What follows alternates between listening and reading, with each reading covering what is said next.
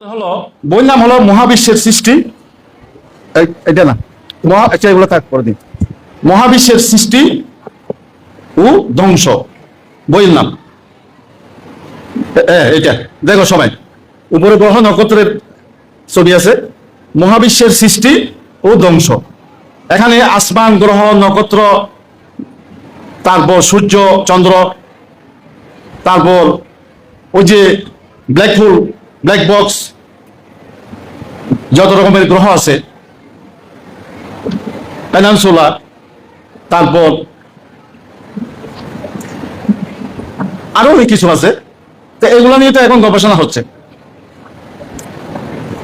এটা কোরআন ও বিজ্ঞানের তুলনামূলক অধ্যায়, কোরআন ও বিজ্ঞানের তুলনামূলক পর্যালোচনা এই বইটা।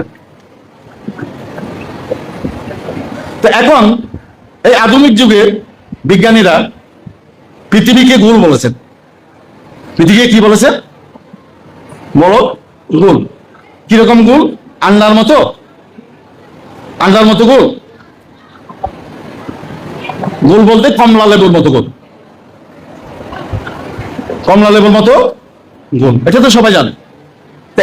এটা আবিষ্কৃত হয়েছে পৃথিবী যে গোল, এটা হলো 1862 সালে বিজ্ঞান আবিষ্কার করতে পেরেছে। 1800 কত বললাম? 62 সালে। কিন্তু কোরআন 1500 বছর আগে পৃথিবী যে গোল এটা আল্লাহ রসুল বলেছেন। সবাই বলে সুবহানাল্লাহ। এই জন্যই ইয়াসিন ওয়াল কুরআনুল হাকিম, ইয়াসিন এটা কসমের অর্থে, আল্লাহ রসুলের নামও ইয়াসিন। কিন্তু আল্লাহ রসুল নাম সেটা হল ইয়া দিয়ে ইয়া, সিন মানি সৈয়দ, ইয়া সৈয়দ। রসুলকে সৈয়দ বংশ বলা হয়, রসুলের বংশকে সৈয়দ বংশ। কিয়ামত পর্যন্ত রসুলের বংশ থাকবে, পৃথিবীর আর কারো বংশ থাকবে না। এটা রসুলের ঘোষণা।